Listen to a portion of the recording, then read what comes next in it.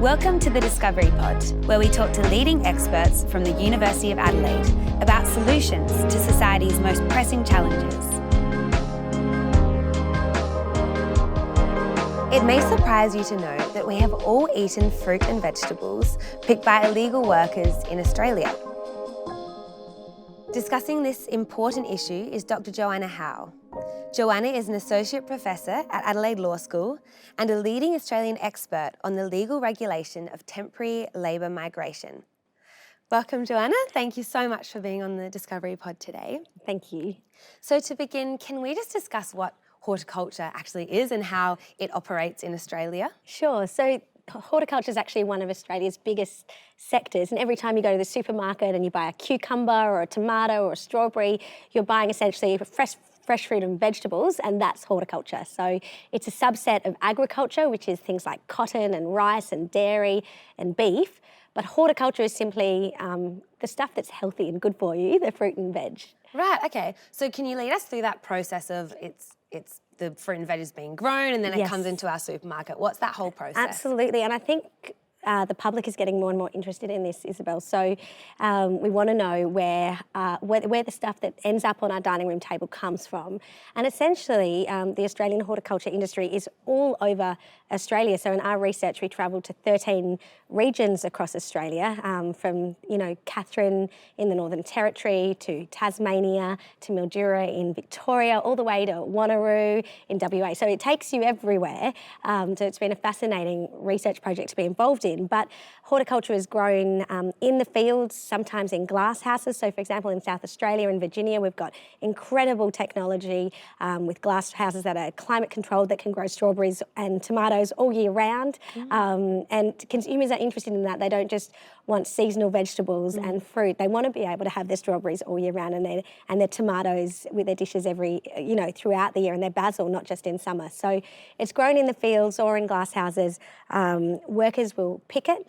And different types of produce requires different types of skills. So banana trees, you need to be physically very strong to get up there and get them down. Same with oranges. But then other produce is down low and you have to be able to bend down and be agile and pick the berries, and sometimes they're on thorns and you're wearing gloves, and it's very physically hard work. And the thing is the produce is there regardless of the weather or regardless of the time of year. So, for example, cherries, which we all, love having cherries on our Christmas dinner table, but, what that requires is hordes of young people essentially to go to cherry picking places like Orange in New South Wales and to pick them over Christmas. So, in the height of summer, 40-degree weather, over 3 to 6 weeks, you've got thousands of workers picking cherries so that we can have them at Christmas. Right. And just thinking of the sheer quantity of fruit and veg in all of the supermarkets and fruit and veg shops around the country, that's a lot of produce and obviously a lot of labour. And that labour, I can imagine, is in very high demand. I know that your work is involved in the treatment of those workers. Can you describe to us what you're so passionate about in that supply chain? Sure. So what's really interesting we found is that there just aren't the workers to do this kind of work from the Australian population. So typically going back 20, 30 years, it was Australians who would do a gap year. They wouldn't go straight to university. They'd do a summer fruit picking. There'd be elderly people who'd get a caravan or a camper van and they'd travel around Australia, and they'd do that in their retirement. And that was where the work and there were migrant workers as well who would come and wouldn't necessarily get into other industries, but they'd be permanently in Australia, but working on farms and doing this picking work. And it's not just picking, because then the veggies obviously need to be packed and then they need to travel to the supermarkets and the retailers where we see them. But what's really been transformed in the last 2 decades is that we've had a huge influx of migrant workers, and the government has changed the policy settings to make that possible. But what has resulted is a real deterioration in labour standards on farms. So, you see the media reports about fruit pickers being paid $3 an hour, some having to do sexual favours in return for work. There's all these sorts of awful stories that we hear about, 15 workers living in a share house. and being charged exorbitant accommodation. So we've got this situation now where we're relying on overseas workers to do this fruit picking work for us, and our government have changed the laws to enable them to come in. But what's interesting is why? Why do they put up with that work, and how can we change it? So that's essentially what my research team has tried to answer. Right. So in terms of that why, obviously there's an incentive for Yeah. people to come and work Yeah. in Australia in such terrible conditions. What is that incentive and what does policy have to do with that? Okay, excellent question. So what's really interesting is that in 2004, the Howe coalition government introduced an incentive for working holiday makers, I'll call them backpackers, to come to Australia. And instead of just getting 1 year to be in Australia, they would get 2 years if they did 88 days work on a farm. And so what this meant was Europeans who had never thought about working on a farm. In fact, Italy relies on migrant workers from Eastern Europe, from poorer countries, to pick their fresh fruit and veg. But yet we've got Italian backpackers coming to Australia who would turn their nose up at this kind of farm work in their country, but they'll do it in Australia to get their 88 days so they can get a second year on their visa. And the farm industry has been so reliant on this visa extension. It's almost like an addiction. We spoke to over 150 farmers as part of our research, many of whom really do try to do the right thing. And I think that's really important to say at the outset. Horticulture is a growth industry for Australia. There's many good growers who really are ethical and want this fixed up. But then there's an underbelly, and our research and others' research has found there's a norm of non-compliance, there's a norm of exploitation. And it's this extension pathway that creates the incentive, I guess, for people to put up with substandard work. So, for example, one particular story that sticks out to mind is when we were in Shepparton, we were talking to a group of young workers from Southeast Asia who wanted to get a second year on their visa. And like most young people, they left things to plan at the last minute. So they've used up 9 months on their visa and they're like, oh, I want to stay in Australia, let's do 88 days on a farm. They follow a Facebook ad and they get out to Shepparton only to find that the employer has them in this crammed accommodation that they have to pay a lot of money for, and that they have to stay in that accommodation in order to work on the farm. So they have no free choice of housing. And the employer's obviously getting a cut from that overpriced accommodation. But the worst part of the story was is when we spoke to this group, I distinctly remember a young man and a young woman saying that to get to the farm, they would get picked up in a white van in the morning, and there was 14 of them that would travel to that farm, and each of them would be forced to rotate who sat in the front seat with the driver who would touch up that person on the way to the farm. So that was probably the worst example of sexual harassment that I'd heard of. And when we said, did you complain? Did you report it? What did you do? And they sort of ultimately said, we felt we had no choice but to accept it because the clock was running out on our 88 days. When we did ultimately report it to the farmer, he just moved that van driver around to another accommodation site for another one of his farms. And they felt that going to the Fair Work Ombudsman or the police would just be too difficult ultimately. And so, this was a story we heard time and time again of women feeling vulnerable on farms, of people putting up with extremely low rates of pay. Or one British backpacker who I spoke to, he'd gotten into a relationship in his first year. He wanted to stay for his partner, and he went up to Coffs Harbour to pick berries following a Gumtree ad because there's no regulation about recruitment. And so they're very vulnerable because they just go to places and there's no verification that the place actually has work or legal work. But he gets there and the work wasn't available for 2 weeks, and so he's paying a lot of money to stay in this hostel where there's rats crawling around, and he showed me pictures of this on his phone, and then he gets to pick berries eventually. It's $8 an hour, obviously below the legal minimum, well below it, but he just needs to prove he's done 88 days. But he said, I got my second year, but I also got depression. And I think this is the dark underbelly. Yeah. So these Gumtree ads and the Facebook ads, where do they come from? Is it the farmers or is it some other party? Yes, and so this is the thing, it's often intermediaries, it's often middlemen, the person with the van and the phone, and it's not a regulated industry. So some state governments have tried to create labour hire regulations, so Queensland and Victoria, but what we really need is a national system of licensing so that if you're going to supply labour to a farm, you are licensed and you're approved and you're audited, you don't have a criminal history, you have a legitimate visa to be in Australia yourself. It needs to be like, for example, with nursing and teaching, when they supply contract labour, that labour is all regulated and above board. But workers, these migrant workers, need to use these intermediaries because they need to find where the jobs are. And the farmers, typically, their core business is farming. It's not finding workers. And so they rely on the intermediaries as a way to find labour quickly. Right, so it's these middlemen that is the issue. And why don't these middlemen or women get caught out? Because if they do get caught, and so typically the way it works is the farmer will pay the intermediary $10,000 to supply 25 workers for the week. And from that, the intermediary is meant to give the wages to the worker, but they skim off the top and take a huge cut from it, and that's why the worker ends up with $8. So often the farmer is paying the legal minimum of $21 an hour per worker, but then the worker only receives less than half of that. And time again, surveys have shown that fruit picking is the industry with the lowest wages out of all other sort of jobs that young people do. But how did they get away with not being regulated is that there's no sort of physical office. They've just got a phone and a van and a business card. And if we shut down Mr. X's operation, he opens up tomorrow as Mr. Y. No, that sounds very ominous. Yes, it does. But there is a way to do this better. Yeah. And many countries around the world struggle with regulating fruit work.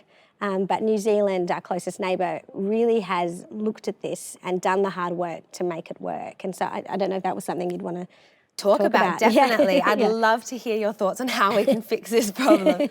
Sure. So I guess one way of looking at this is migration is a system of doors. So the front door of the house, so the front door of Australia at the moment, is this program called the Seasonal Worker Program, and it's for workers from the Pacific Islands, so East Timor, Vanuatu, Tonga. And those workers, when they come to Australia, the government recognises that working on a farm is vulnerable work and therefore we need to protect you. So the employers that are registered under that front door pathway, they have to be approved by the government. They have site visits. They're responsible for pastoral care. The pay slips are all audited by the Department of Employment. They have to provide standard accommodation and it gets vetted, and also the rents are approved by the government. So it's a front door pathway that's regulated. But then you've got this sort of side door pathway of the backpackers, and they are just streaming in through the side door, but there's no regulation. They're invisible to the government. The government doesn't know where the backpackers are going in Australia, who they're working for, how much they're getting paid, where they're living. And so the side door, it's kind of like you've left the side door to your house open and they're just streaming in and you don't know what's going on. And then there's the back door, which is actually illegal workers. So what people don't realise is that you, Izzy, and myself, in fact, every Australian at some point or another would have bought fresh fruit or veg that was picked by illegal workers. Because we have about 20 to 30,000 illegal workers, and that's a conservative estimate on farms. And they are the darkest underbelly of all of this. Most of them came to Australia thinking they were on a winning ticket to a better life, that they were on a work visa. But then they get to Australia from places like Malaysia or Indonesia and they realise you're only on a tourist visa and you've now paid $3,000 to me to bring you to Australia. You need to pay that debt back. So then they have to work on a farm to pay that debt back. Often the contractor will take their passports, and so they're working illegally. They can't complain about anything because they'll just get deported and they'll still have the debt. So really the worst part of this is that back door where there's 20 to 30,000 illegal workers who are living within the Australian community in the regions. They're afraid to get found out by the authorities. And in this time of COVID as well, they're particularly afraid of coming forward for something like the vaccine or to do a COVID test, because if they present to the authorities, they're worried that then they'll get detected and they'll get sent home. So actually there's a real public health urgency at the moment for the government to address all of this. That's so true. Yeah. And so this side door, is that where that 88 days of farm work, which is a government incentive, comes from? Yeah. Right. And if I just told you quickly about the numbers, and then I could perhaps tell you about New Zealand a little bit. So definitely. the front door pathway, which typically you would hope most people come through the front door because it's regulated, Yeah. and you don't want people coming through the side or the back, that's actually only typically got about 8,500 workers from the Pacific coming through. But every year, pre-COVID, we had at least 30 to 38,000 backpackers coming and doing their 88 days on a farm. And then, as I said before, we've got 20 to 30,000 undocumented migrants on farms. So the vast majority of fruit picking work is being done through the back door and side door options, and not through that regulated above board front door. So what New Zealand has done is they've shut down the side door and the back door, and they've just got one door that's open. They regulate that, and the farm industry have worked with the government to make that pathway work for them. Yeah. And that's how they've cleaned up their industry, because they had the same problems that we now have. They had them at the start of the 2000s, and employers were saying, we need more workers. And instead of introducing other things like that side door pathway, the New Zealand government said, we're going to introduce a program for Pacific workers, like our front door, but we're going to make it more flexible and to make it work for you. Because the problem in Australia is the farmers say, the seasonal worker program doesn't work for us. We have to tell the government months in advance how many workers we need. We can't just get workers for 2 weeks to pick cherries. You know, we need to give them at least 8 weeks work under the program. So there just isn't the flexibilities. So there's a huge rethink that needs to be done. But it has to be done or things will never change. Of course. So do you think that's realistic, those changes for Australia? Yes, I do. But I think one of the problems we have is and we saw this in our research, we have so much enmity, if you like, between the employers and the unions and distrust of government. Right. And really, to get this kind of solution, you need the three parties to really be working together. And I think the employers feel that if they trust the unions are going to burn them, and the unions feel that the employers are never going to come to the table with this. So, you know, even now we have a dispute in the Commission about piece rates, because one of the ways farmers can sort of turn a blind eye to exploitation is they can pay a worker by piece. So they can say, if you pick a bag of oranges, and you will get paid, not the minimum wage, but you'll get paid according to your productivity. And so we spoke to, you know, I remember this German backpacker who went to Tassie, and he said he went down for the pear season and there was only a few left on the trees. And so, of course, it would take him almost a day to fill a bin. And so he was just getting paid for one bin, so it'd be $20 for a day's work, which no Australian would ever put up with. But he did to get his 88 days. But it's that piece rates loophole that allows that to happen. But from the farmer's perspective, they don't want to get rid of piece rates because it motivates workers to work hard. And they don't want to pay workers $21 an hour to work very slowly. So they like piece rates. But from a worker union perspective, piece rates is probably the main vehicle whereby workers are exploited and farmers can kind of get away with it. Right, okay. So can you describe, I can imagine it's quite complicated, but what is your role as a researcher in this whole issue? Yes, so I think the best research is the one that doesn't come into it with a preconceived idea, but tries to find out what's actually happening on the ground, and then as a lawyer to sort of propose legal and policy solutions that might address it. So actually the way I got involved in this, Isobel, is one of the biggest carrot farmers in Australia called me up out of the blue and said, you know, you put a submission to the government for a low-skill work visa for agriculture. How would we make that happen? And so I explained to her that we really would need the evidence base to show how workers move across farms in Australia and to see what the needs are. And you know, I explained to her that you'd have to deal with the exploitation issue. No government's going to say, let's open the floodgates for a new visa to bring in more migrants if the ones that are here we're routinely exploiting.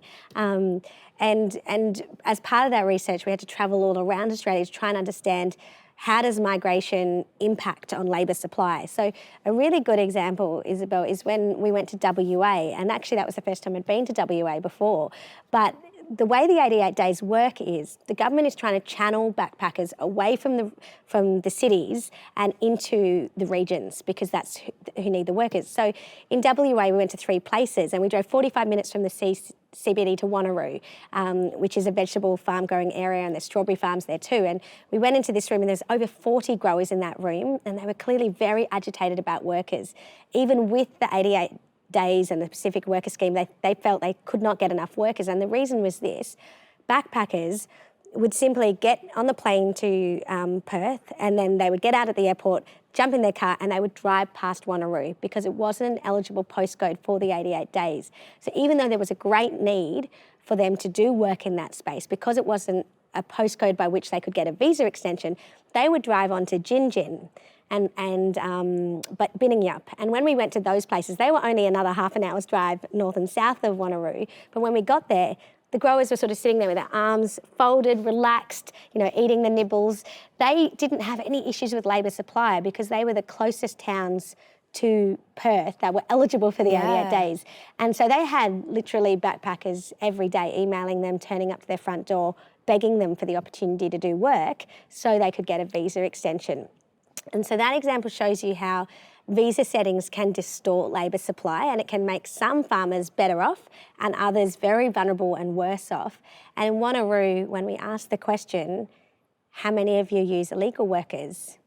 Everybody started talking all at once, and we actually had a translator in the room because many of the farmers were from a Vietnamese background.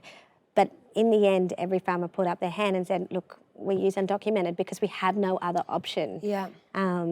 Right. And we've spoken to many farmers who have said, if you take the undocumented workers out, let's just say the government suddenly got their act together and rounded them all up, put them in detention centres and deported 20 to 30,000 of them. Farmers have said, if you take them out and you actually do that, then you will just have massive shortages at the shops. You will have fruit rotting on the vines. Yeah. And our industry will be in crisis. Right. Okay. Yeah. Well, what happened with COVID-19 then, with people unable to enter Australia? Yes, and so that's been really interesting. With the borders shut, we didn't have this flow of backpackers coming in. Now, we still had undocumented migrants, but they couldn't necessarily move across state boundaries.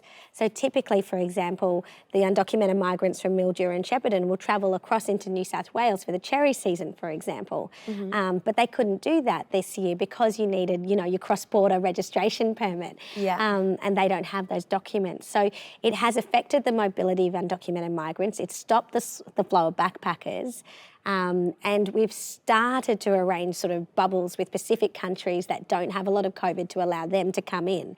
But that's been very slow trickling in. So really growers have felt a lot of insecurity this year. We've had $40 million of fruit and veg just rotting on the vines. So there's been a lot of crop loss this year. Yeah. And it's only going to get worse because there have been some backpackers in the country and some of them have been continuing to work. There's also been unemployed Australians, but even though the government has thrown money at unemployed Australians to go into the regions to work, I think the WA government even had an ad about, go and work on a farm and you'll meet your mate, farmer wants a wife kind of style ad. And, Australians didn't want to do this work. I guess JobKeeper was available and that's the reality. Our safety net is pretty good. So you either work really hard in inclement weather and get your minimum pay, or maybe not even, or you just get your money deposited in your account from Centrelink. And so it's difficult that the incentives don't quite match up. But even when the government throws extra money and says you can earn extra money through working on a farm,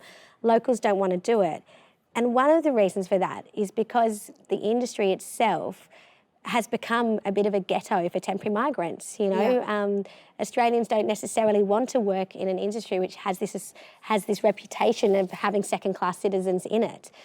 So I think really there needs to be a reset, and COVID provides that opportunity. With the borders shut, the government could say, all right, we're going to go back to the drawing board and redesign labour supply for this industry. I was going to say, obviously it's a huge challenge, but it may provide an opportunity with this reduced mobility, reduced influx. But why are Australians not wanting to work in this industry? What's the barrier? Okay, I think so. A couple of things. I think one of them is there's a lack of career pathways. I remember talking to a young man in Virginia who was working on a farm, and he was doing fruit picking work. And we asked him, what were his career aspirations? And he wanted to work in manual work. He didn't want to go to university and get a degree. He wanted to work in that kind of work. But he said, I don't see a future for myself on the farm because it's just fruit picking and there's nowhere to go. Yeah. So he was going to try another industry like that, like factory work or manufacturing, because he just didn't see any pathway in farming. And the farms that have been successful in retaining young Australians and keeping them in their business, they're the ones that have really worked hard to develop a pathway for those workers. So they've given them skills, they're using technology in their workplace. Like one farm, all the young workers had iPads and they were controlling the climate and the watering and everything through this technology. And I think young people are attracted to that and they want to see an opportunity to grow their skill set and to find meaning through their work. But if it's literally just picking oranges and putting them in a bucket and there's nothing beyond that, then young people don't want to do that sort of work. So I think career pathways is important. I think fixing the pay and conditions is important. The reputation of the industry needs to have, it needs to be refreshed and revamped because of all the terrible media stories that have come out in the last decade. And I think ultimately we need a greater emphasis on vocational training, so agricultural pathways from TAFE and colleges into farms. Definitely. Yeah, it sounds like there's lots we need to do in this space in lots of different industries, but it sounds like it's such an important issue that we can't ignore. So thank you so much for bringing that to light for us. I've learnt a huge amount on this podcast, and then thank you for your time on the Discovery Pod today. Thank you. Thanks for listening to the Discovery Pod, brought to you by the University of Adelaide. Join us next time when we discuss superstars in STEM.